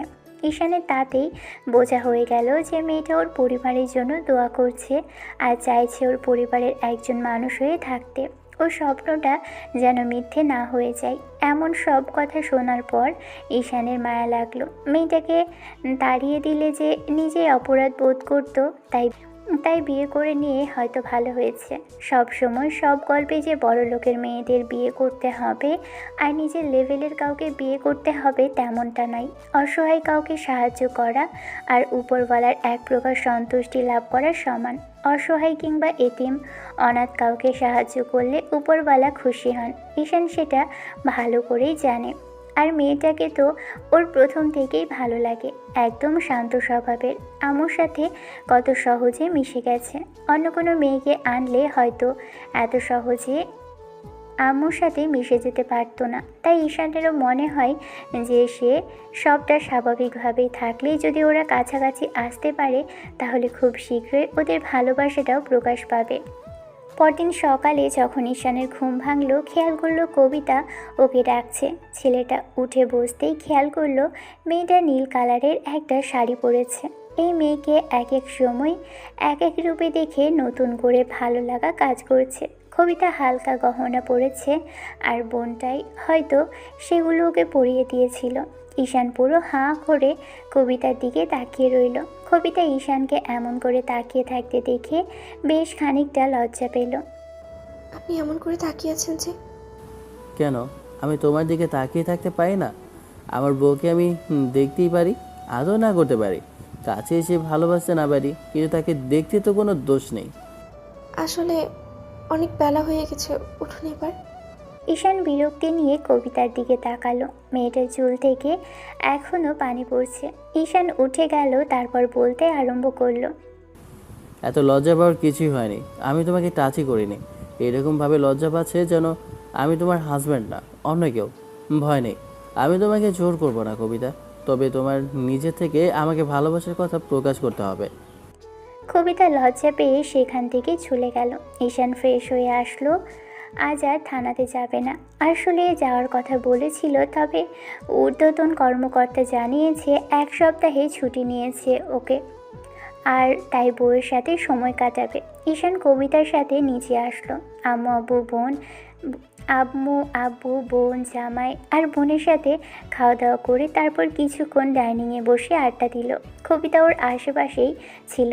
মেয়েটা পিছনে দাঁড়িয়ে আছে দেখে ঈশান ওর হাত ধরে টেনে এনে পাশে বসালো আর বলতে আরম্ভ করলো। কি সমস্যা তোমার? এরকম ভয় পাচ্ছ কেন? ওরা কি ভাগ নাকি ভালো? একটু বাদে ওরা চলে যাবে। কবিতার লজ্জা লাগলো। তখন ঈশানের বোন বলতে আরম্ভ করলো। ভাবি, এত লজ্জা পেতে হবে না। আমার ভাই কিন্তু অনেক ভালো একজন মানুষ, আর তুমি ওর সাথে থাকলে বুঝতে পারবে ওর হয়তো একটু দুষ্টু হঠাৎ করে এমন এমন সব কথা বলে যেটার জন্য তুমি লজ্জাতে পড়বে, কিন্তু দিন শেষে দেখবে ও আসলেই সত্যি একজন ভালো মনের মানুষ। আমার ভাইটাকে কখনো কষ্ট দিও না ভাবি, আর সব সময় ওর সাথে থেকো। এখন থেকে ওকে দেখে রাখার দায়িত্ব তোমার, আর তুমি ওকে এখন থেকে দেখে রাখবে। আমার ভাইটা কিন্তু এলোমেলো ঘোরাফেরা করে, ভালো মানুষ হলেও চাকরির সুবাদে আশেপাশে পুরো শহরে এলোমেলো অগোছালোভাবে ছুটে বেড়ানোটাই ওর কাজ হয়ে দাঁড়িয়েছে। আর তোমাকে কিন্তু ডেকে ডেকে ওকে বাসায় আনতে হবে। কবিতার লজ্জা লাগছিল, তবে কোনো কথা বলছিল না। দুপুর গড়িয়ে বিকেল হতেই ঈশানের বোর আর তাই বোন জামাই চলে গেল। তখন কবিতা বোনকে বলেছিল, আপু আর একটা দিন থেকে গেলে হতো না? আপনার সাথে তো ঠিকমতো কথাই বলা হলো না, তাই বলছিলাম আরেকটা দিন থাকুন না, আমিও আপনার সাথে একটু কথা বলতে পারতাম। আপনার সাথে ভালোভাবে পরিচয় হতে পারিনি। এখন না ভাবি, আমি পরে আসবো। তাছাড়া আজকে চলে যাচ্ছি নাকি, আমি 2-3 দিন পরে আবার আসবো। কারণ কি জানেন তো, আমার ভাবিটাকে খুব বেশি পছন্দ হয়েছে। তোমাদের দুলাভাইয়ের কাজের জন্য এখন চলে যাচ্ছি, তবে আসবো কয়েকদিনের জন্য থাকতে। আসলে ওনার এখন আর ছুটি নেই, কাল হুটহাট করে আসতে হলো কি না, তাই এখন যাচ্ছে। আর শোন ভাই, তুই ভাবিকে নিয়ে কোনো এক সময় আসিস আমাদের বাসায়। ঈশান সম্মতি জানালে ওরা বেরিয়ে গেল। ঈশান কবিতার সাথে রুমে আসলো। কবিতার মেয়েটা কাপড় চোপড় গোছাতে আরম্ভ করলো। তখন ঈশান বলতে লাগলো, কি ব্যাপার, তুমি এগুলো কেন গোছাচ্ছ? শ্বশুর বাড়িতে যাবে নাকি? আজও শ্বশুর বাড়িতেও আছি, আমার জিনিসগুলো আমি গোছাবো না নাকি সেগুলো কাজের লোক এসে দিয়ে যাবে? করো, তবে একটা কথা, আমাকে আপনি আপনি করে বলাটা বন্ধ করো। এগুলো কিন্তু আমার পছন্দ না কবিতা। কবিতা মাথা নেড়ে হ্যাঁ সূচক উত্তর দিল। 3 দিন পরে আবারও ঈশানের বোন আসলো। কবিতা সারাদিন আম্মু আর বোনের সাথে বসে থাকে, যার জন্য ঈশানের বিরক্তি লাগে। মেয়েটাকে যতবার করে তাকে ততবার দৌড়ে আসে, তবে ঈশানের বিরক্তি লাগে। ও বাসায় আসলে মেয়েটা কেমন দূরে দূরে থাকে। তাই ঈশান বলতে আরম্ভ করলো, কি সমস্যা তোমার? আমি বাসায় আসলে একটু কাছে আসা যায় না, নাকি আমি তোমাকে খেয়ে ফেলবো? কবিতা, 7 দিন হয়ে যায় বিয়ে হয়েছে, অথচ তোমার হাতটা পর্যন্ত ধরিনি। আমি বাসায় আসলে তুমি কাছে আসো না, এটা কি একজন স্ত্রীর দায়িত্ব? তোমার এরকম হেলাফেলা দেখে আমার তো মনে হচ্ছে তুমি কখনো আমাকে স্বামী হিসেবে মানবেই না, আমাদের সম্পর্কে কখনো উন্নতি হবে না। জানি না, তোমাকে সময় দেওয়ার কথা বলেছিলাম, দিয়েছে, তাই বলে এমন করে দূরে থাকতে বলিনি। অন্য সব পুরুষদের মতো যদি জোর করে কাছে যেয়ে নিতাম সেটাই হয়তো ভালো হতো, তাই না? ঈশান কোনো কাজে যাওয়ার জন্য রেডি হচ্ছে সেটা কবিতা বুঝতে পারলেও দৌড়ে গিয়ে এক গ্লাস ঠান্ডা পানি এনে দিল। ঈশান পানিটা নিয়ে খেলো আর বলতে আরম্ভ করলো। আমি তোমার উপর রাগ দেখাতে চাইছি না কবিতা, কিন্তু তোমার কাজে কর্মে আমাকে এরকমটা করতে হচ্ছে। আর হ্যাঁ, এরপর থেকে যেন এরকম কিছু না দেখি। আমি এসেছি 1 ঘন্টার জন্য, এই 1 ঘন্টাতে অন্তত আমার কাছে থাকতে পারো। সারাদিনই তো আপু আর আম্মুর কাছে থাকবে না, আমি তো আর সারাক্ষণ তোমার কাছে থাকবো না। রাতে শুধু তুমি আমাকে কাছে পাবে, আর কাছে পাবে বলে ভুল হবে। তখন দুজনেই ক্লান্তিতে রেস্ট নেওয়ার জন্য বেডে গা এলিয়ে দিই। তখন জোর জোর জবরদস্তি করা কিংবা তোমাকে যে কথা দিয়েছি সেটা ভঙ্গ করার পক্ষে আমি নই। কবিতা চুপ করে রইল। ঈশান খাওয়া দাওয়া করে আবারও রুমে আসলো। কবিতার পিছন পিছন আসলো। ঈশান ওকে বসতে বললে মেয়েটার সামনাসামনি বসে মাথা নিচু করে রইল। আচ্ছা শোনো, তোমাকে কখনো জিজ্ঞাসা করা হয়নি পড়ালেখা করেছিলে কিনা। আসলে ছেলে মেয়ে মানুষ করার জন্য তো ন্যূনতম একটু পড়ালেখা জানা দরকার। সেটা কি জানো নাকি করতে পারোনি? না, ক্লাস 10 পর্যন্ত পড়েছিলাম, তবে এসএসসি পরীক্ষাটা দিতে পারিনি। আর চাচাও টাকা পয়সা দেয়নি, সেই জন্য পরীক্ষার ফর্মটা ফিল করা হয়নি। চাচি রাগারাগি করেছিল বলে আমি চেষ্টা করিনি। পরীক্ষা দিবে এখন? থাক না, অনেক দিন চলে গেছে মাঝখানে, তাই পড়ালেখার প্রতি এখন আর মনে হয় না মনোযোগ দিতে পারবো। তাছাড়া আপনার পরিবারে থাকতেই সংসার সামলাচ্ছি, সেটাই না হয় থাকুক। আমার এখন আর পড়ালেখার দরকার নেই, তবে যেটুকু করেছি সেইটুকুতেই আপনার ছেলে মেয়েদের মানুষ করতে পারবো, ভয় নেই। আমিও চাই না তুমি বাইরে গিয়ে মানুষের সামনে ঢ্যাং ঢ্যাং করে বেড়াও, আর আমার বউকে অন্য কেউ দেখুক, আমার সেটা ভালো লাগবে না। তুমি যদি পড়ালেখাটা করতে চাইতে আমি তোমাকে গার্লস স্কুলে ভর্তি করাতাম, আর তারপর একটা গার্লস কলেজে নিয়ে যেতাম, দিয়ে আসতাম। আম্মুকে ছেড়ে আমিও কোথাও যাব না। বাইরের দুনিয়াটা খুবই কঠিন, আমি এমন সব খারাপ মানুষের ভিড়ে যেতে চাই না। ঈশান যাবার সময় কবিতার হাতে একটা ফোন ধরিয়ে দিল। কবিতা অবাক হলে বেশ খানিকটা, তারপর আমতা আমতা করে বলতে লাগলো। আমি এটা দিয়ে কি করব? আমার এগুলো চাই না, আপনি আম্মুকে কল করবেন, আমি সেখান থেকেই কথা বলে নিব। প্রয়োজন আছে আমি তোমায় কল করব, আর যদি কখনো কিছুর প্রয়োজন হয় সেটা আব্বু আম্মুকে না বলে আমাকে বলো, আমি আসতে না পারলে পাঠিয়ে দেব। আর হ্যাঁ, যদি ফোনের কিছুই না বোঝো আপুকে বলো, আপু তোমাকে সব শিখিয়ে দেবে। কবিতা মাথা নাড়ালো। ঈশান যাবার সময় দেখলো মেয়েটা মাথা নিচু করে আছে, হয়তো রাগারাগি করবে বলেই এমন করে দাঁড়িয়েছিল। মাঝে পেরিয়ে গেল 2টা মাস। এই 2টা মাসে দুজনের রিসেপশনের অনুষ্ঠান পর্যন্ত হয়েছে, আরও অনেক লোকজন ইনভাইট করা হয়েছিল। আর এসব সাংবাদিকদেরকে এসব আজে বাজে খবর দিয়েছিল। পরবর্তীতে ঈশান জানতে পেরেছে, আর জানতে পারার পর লোকগুলোকে কায়দা করে একদিন ইচ্ছে মতো আড়ংদোলাই করেছিল। আর যে ছেলেগুলো কবিতাকে তাড়া করেছিল শহরে আসার পর, সেই ছেলেগুলোকেও ঈশান ধরে এনেছিল, কারণ ওদেরও কিছু পাওনা ছিল। শয়তানগুলোকে ধরেই ইচ্ছে মতো পিটিয়েছে, তারপর জেলে ভরে রেখেছিল। তারপর থেকেই ওদের আর এই শহরে দেখা যায় না। এরই মাঝখানে 2 মাস পেরোতে না পেরোতেই ঈশান সেদিন বাসায় এসে জানতে পারলো ওর আপু নাকি প্রেগনেন্ট। এরকম একটা কথা জানার পর ঈশান অফিস থেকেই ছুটি করে নিল। তারপর পুরো পরিবার নিয়ে আপুর বাসায় গেল। আপুর বাসায় যাওয়ার পর অনেকক্ষণ যাবৎ ওর সাথে কথা বলল।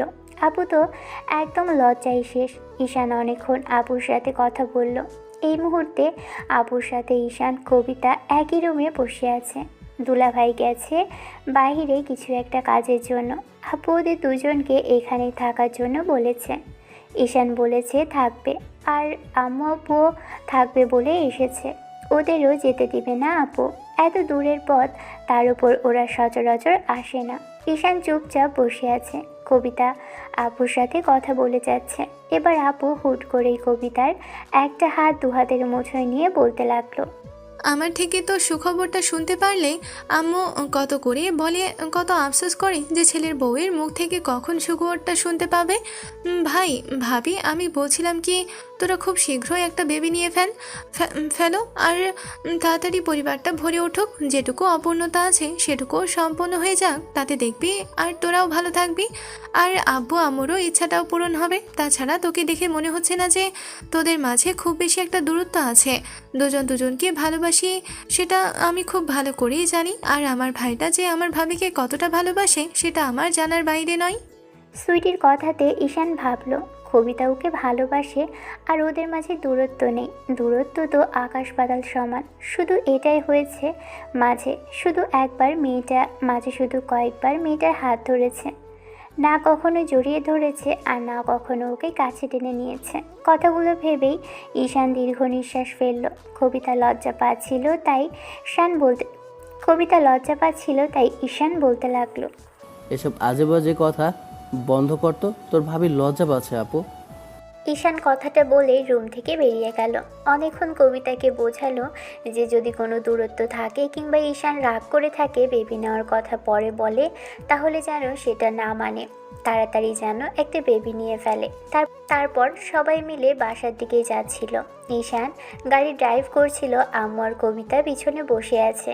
এবার আম্মু কবিতাকে উদ্দেশ্য করে বলতে লাগলো, মেয়ের মুখ থেকে তো সুখবর শুনলাম, বিয়ের প্রায় 6 মাস হয়ে গেছে, কিন্তু তোমাদেরটা তাড়াতাড়ি শুনতে চাইছি। এখন বলো, আমরা কবে সুখবরটা শুনছি, নাকি আমাদের আরও অনেক দেরি করতে হবে মামনি? কবিতা লজ্জায় শেষ হয়ে যাচ্ছিল। পারে তো গাড়ি থেকে বেরিয়ে দৌড়ে বাসায় চলে যায়। ঈশান লুকিং গ্লাস একবার তাকাতেই দেখলো কবিতা ওর দিকে অসহায়ভাবে তাকিয়ে আছে। ঈশান তাচ্ছিল্য করে হাসলো। বাসায় চলে আসলো। দুপুরের দিকে অফিসের দিকে গেল। একদিনের ছুটি, সেটাও শেষ হয়ে গেছে। অফিসে গিয়ে কাজে মনোযোগ দেওয়ার চেষ্টা করলো। এমন করে গেল আরও 15টা দিন। এই 15টা দিনেও কবিতা থেকে কোনো প্রকার পজিটিভ সাড়া পেল না। তাতেই বুঝে গেল যে মেয়েটা এখনও ওকে ভালোবাসতে পারেনি। তবে ঈশানের কেন জানি কবিতার এই দূরত্ব ওর ভালো লাগে না। কেন জানি মনে হয় কখন মেয়েটা কাছে আসবে, ওকে ভালোবাসার কথা বলবে, আর কখন দুজনের দূরত্ব ঘুচিয়ে দুজন এক হবে। ঈশানের খুব আফসোস হয় এটা ভেবেই যে এত সুন্দর একটা বউ থাকতেও তাকে কাছে টেনে নিতে পারছে না, তাকে আদর করতে পারছে না, তার ভালোবাসা পাচ্ছে না। ঈশান অফিসে বসেছিল, এরই মাঝে মেঘে ডাকাডাকি হলো। আব্বু আম্মু আজ একটু বাইরে গেছে, কবিতা একাই বাসায়। অবশ্য দুজন কাজের লোক বাসাতে আছে, একজন মহিলা একজন পুরুষ। তারপরও মেয়েটা একা বাসায় থাকতে ভয় পায়। ওরা তো কাজে ব্যস্ত থাকবে, কিন্তু কবিতার কথা ভেবে ঈশানের টেনশন হতে লাগলো। ঈশান আব্বু আম্মুকে কল করে জানতে পারলো ওদের আসতে সময় লাগবে। যখনই বলল কবিতা একা থাকতে ভয় পায়, এখন কি করবে, তখনই আম্মু বলল বাসায় চলে যেতে। সাথে সাথে ঈশান কলটা কেটে দিল। তার মাঝখানেই কবিতার নাম্বার থেকে ফোন আসলো। মেয়েটা বেশ খানিকটা উত্তেজিত কণ্ঠে বলতে আরম্ভ করলো, কোথায় আপনি? প্লিজ বাসায় আসেন না, আমার ভয় লাগছে। মেঘ ডাকাটা কী করছে? আমি বিদ্যুৎ চমকালে খুব ভয় পাই। আপনি আসুন না, বাসায় কেউ নেই, আমার খুব ভয় লাগছে। ঈশানের এক মুহূর্ত দেরি করলো না, কলটা কেটে দিয়ে গাড়ি নিয়ে বেরিয়ে পড়লো। আধা ঘন্টার সময় লাগবে বাসায় যেতে। তারপর তাড়াহুড়ো করতেই 25 মিনিট লাগলো বাসায় আসতে। ঈশান দৌড়ে বাসার ভিতরে প্রবেশ করলো। তারপর রুমে ঢুকতেই এরই মাঝখানে কেউ একজন দৌড়ে এসে বুকে ঝাঁপিয়ে পড়লো। কবিতা ঝড়ের গতিতে এসে ওর বুকের সাথে মিশে গেল। এরই মাঝখানে একটা বাজ পড়ার শব্দ হতেই কবিতা ওকে শক্ত করে জড়িয়ে ধরল।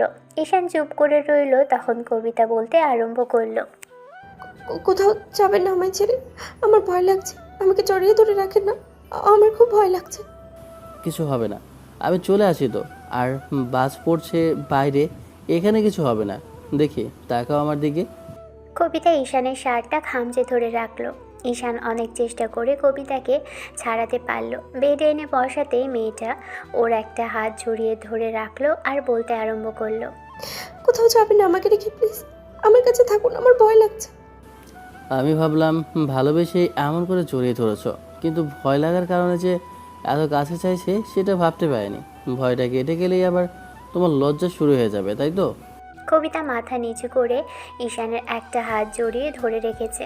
ঈশান কবিতার মুখের পাশে হাত রাখতে মেয়েটা ওর দিকে তাকালে তখন ঈশান বলতে লাগলো, আমি তোমাকে ভালোবাসি কবিতা।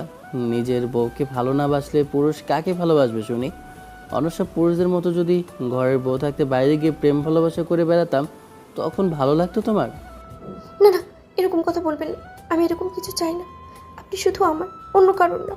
আমি জানি না আপনাকে ভালোবাসি কিনা। আপনি আমাকে বিয়ে করেছেন আর আমারই থাকবেন, অন্য কারণ না। তাহলে ভালোবাসো সেটা বলছো না কেন? আবার ভালোবাসিও দিচ্ছ না, এটা কেমন ব্যবহার তোমার? বাসি তো বলতে পারি না, লজ্জা লাগে আমার। তাহলে আমি এখন আমার বউকে আদর করতে পারি, ছুঁয়ে দেখতে পারি, তাকে ভালোবাসতে পারি? কবিতা লজ্জা পেয়ে ঈশানের বুকে মুখ লোকালো আর মাথা নেড়ে হ্যাঁ সূচক উত্তর দিয়ে বলতে লাগলো, জানি না। কিন্তু আমি আমার উত্তর পেয়ে গেছি বউ। ঈশান কবিতাকে জোর করে ছাড়ালো, তারপরও মেয়েটা ওকে ছাড়তে চাইছে না। ঈশান আবারও ওর মুখের পাশে হাত রাখলে খেয়াল করলো কবিতা চোখ জোড়া বন্ধ করে রেখেছে। ঈশান ওকে একটু কাছে টেনে দিতেই কবিতা নিজে থেকেই কেমন ওর দিকে চলে আসলো। ছেলেটা আলতো করে ওর কোমর জড়িয়ে ধরে কোলের উপর বসালো। তারপর এক হাতে কোমর জড়িয়ে রেখে এক হাত মুখের পাশে রেখে ওর ঠোঁটের সাথে ঠোঁট জোড়া মেশালো। কবিতা কেঁপে উঠল, সাথে সাথে এক হাতে ঈশানের শার্টের কলার আর অন্য হাতে চুলের পিছনে আঁকড়ে ধরল। মেয়েটা একদম শিউরে উঠল ঈশান প্রথম স্পর্শে। ঈশান 5 মিনিট বাদেই কবিতাকে ছেড়ে দিয়ে ওর গলায় আর ঘাড়ে নাক ডোবালো। কবিতা একদম কেঁপে কেঁপে উঠতে লাগলো। ঈশান মেয়েটার বুকের উপর থেকে আলতো করে শাড়ির আঁচল সরালো। কবিতা ওকে বুকের সাথে শক্ত করে আঁকড়ে ধরতেই তখন ঈশান মেয়েটার বুকে আদরে স্পর্শ দিতে লাগলো। যাই হোক, আর গভীরে যাওয়ার দরকার নেই। তারপর যেটা হবে সেটা ওদের মাঝেই থাক, দেখার জন্য কোনো দিন অন্য কোনো গল্পে। ততদিন পর্যন্ত সুস্থ থাকবেন, ভালো থাকবেন, আমাদের সাথেই থাকবেন। ধন্যবাদ। আল্লাহ হাফেজ।